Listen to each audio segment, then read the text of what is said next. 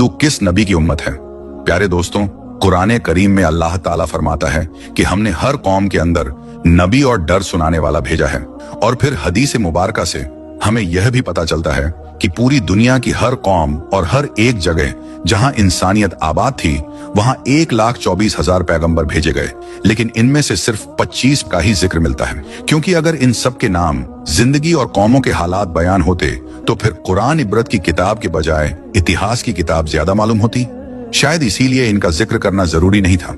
मगर आज हिंदू मजहब के मानने वाले लोगों का दावा है कि उनका हिंदू मजहब मुसलमानों के इतिहास से भी हजारों साल पुराना है और ना ही हिंदुस्तान की जमीन पर कोई नबी भेजा गया। और उनके पास भी कुरान मजीद की तरह कई किताबें मौजूद हैं जिसमें हिंदू मजहब के लोगों का कहना है कि हमारी किसी भी किताब में किसी भी पैगंबर का कोई जिक्र मौजूद नहीं है, जो कि एक बहुत बड़ा झूठ है।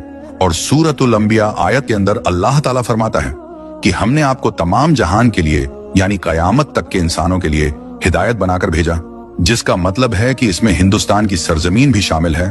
तो फिर हिंदू मजहब के मानने वाले इसका इनकार क्यों करते हैं? अगर हिंदुस्तान की सरजमीन पर कोई नबी वाकई नहीं भेजा गया तो फिर यह कौम कैसे आबाद हुई? आइए इस सवाल का जवाब इतिहास से जानने की कोशिश करते हैं और ऐसे सवाल के जवाब जानते हैं जो तमाम हिंदू स्कॉलर दुनिया से छुपाते हैं।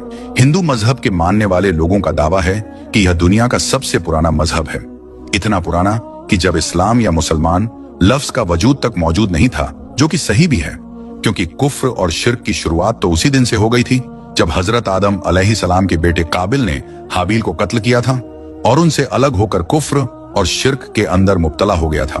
और इतिहास इस बात का भी गवाह है कि हजरत इब्राहिम अलैहिस्सलाम की कौम भी बुत परस्त थी और इस बात से भी वाकिफ है कि हजरत मूसा अलैहिस्सलाम की कौम ने भी एक वक्त पर सोने के बछड़े की इबादत शुरू कर दी थी। यहाँ तक कि रसूल अल्लाह सल्लल्लाहु ताला अलैहि वसल्लम के ऐलाने नबूवत से पहले काबे के अंदर भी 360 मूर्तियां मौजूद थीं, जिन्हें मक्का फतह करने के वक्त सहाबा किराम ने तोड़ तोड़ कर टुकड़े टुकड़े कर दिया। जिससे यह मालूम होता है कि बुत परस्ती तो दुनिया के पहले इंसान हजरत आदम अलैहिस्सलाम की नाफरमान औलाद के बाद से आज तक मौजूद है।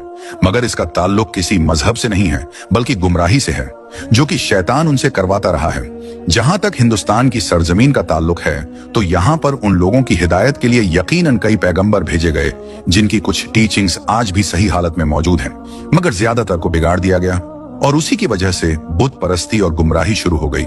क्योंकि उनकी किताबों में आज भी एक निराकार खुदा की इबादत का हुक्म दिया गया है।